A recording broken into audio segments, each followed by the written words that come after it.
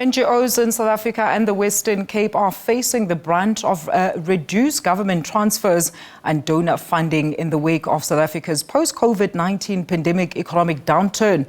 The Western Cape Department of Social Development funds over 1,000 organizations that work with social services to render services to vulnerable residents across the province. Let's now look at the new model that will first be implemented by the Social Services Department with Health Foundation as a precursor to the Cape Care Fund. We are now joined by Western Cape Social Development MEC, Mr. Jaco Londt. Jaco, great to have you with us. So good afternoon and welcome. So let's first talk about some of these services being provided to the vulnerable community as well as groups as part of this post-COVID care fund. What are they and how do ordinary citizens actually get access to these even? So ever since I took office as the MEC for Social Development in the Western Cape, one of the refrains that I heard constantly is that we are surviving. And since the COVID pandemic, NPOs have been closing their doors. There's been an impact of static and reduced government transfers, donor funding in the wake of the COVID pandemic. I mean, just in the last three financial years, we had 12 NPO child protection branches that render statutory services that closed down, 3 homes for older persons that closed down. There's 18 community centers for older persons that closed down, and also NPO-run child and youth care centers. And what we then said is that we need to make sure that we work in a focused manner, taking hands with one another to protect these invaluable partners of ours that make sure we broaden the safety net that we provide to the residents of the Western Cape. I often refer to it as a double safety net. We need to make sure that we have a geographical safety net so that we cover from the most northeastern eastern part to the northwestern part of the province, and also a sectoral safety net. And this is where the Health Foundation said that they are willing to partner with us. And we have signed this memorandum of agreement that is now the start, the establishment of the Cape Care Fund, where we will, as government, together with the private sector, together with individuals, and we can even now approach international donors, see what we can do to strengthen the NGO sector and help ensure that the services to the most vulnerable in the province do not lack in any way. Absolutely. I mean, we know that, Jaco, these are very critical as often government is not able to meet the demand. So what is the department's then overall involvement in the Cape Town Care Fund? Talk to us about that. So, like I said, this is something that came from a conversation with people within the department, but also in the NGO space. And what the department has done, we already fund 1,049 organizations.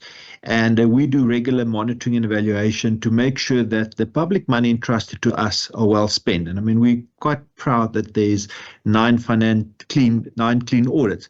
However, just saying a clean audit doesn't speak to the negative impact that a constrained budgetary environment has put on the department and the NGOs. And that is why we said, okay, we've got 31,000 NGOs registered in the province, but of which only 13,000 are compliant. We fund just over 1,000. So we are encouraging, and this is how we're going to go on a proactive drive, that compliant and registered NGOs should get funding. The problem is quite often there's a duplication of services in certain areas and other areas are left behind. And with the department having a bird's eye view of the province, this fund will not sit within government. It will sit with the Health Foundation that will then help administer the fund. And a big appreciation to the Health Foundation South Africa that said we are happy to partner. They have built up an incredible track record that's a trusted partner, and that will also give organizations, businesses, the comfort and the ease of mind that the funding that they are going to invest in this sector will be well spent, because that's often the first doubt that creeps into somebody's mind is what will happen to this funding. And there's other partnerships that's already lined up that will take hands to make sure that there's ease of mind to businesses, that the funding will go towards needy NGOs that's compliant, and that we will make sure that there's as few cracks and as few gaps in the safety net as we can possibly ensure. Talk to us about that compliance as well as registration process of those NGOs and NPOs, Jaco, and maybe talk to us about how then this new model will be fully implemented. So obviously we signed the agreement today, and there will be some teething problems. I mean, the Health Foundation has gone through their own processes over the years. So how we envisage it to start now? As a first step within the department, we established an NPO help desk that help organizations be compliant. We also have rigorous monitoring and evaluation within the department. But there's also best practices we can learn from other organizations, one which we will announce next week, that ensure that the return on investment is there for businesses. And quite often people don't want to use that word return on investment in this space.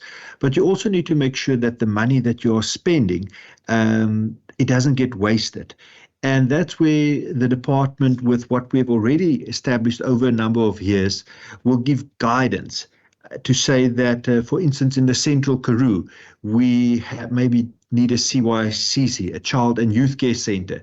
Maybe there is elderly in the Cape Winelands that need extra support, or there's children in conflict with the law that maybe is in the Cape Metro area.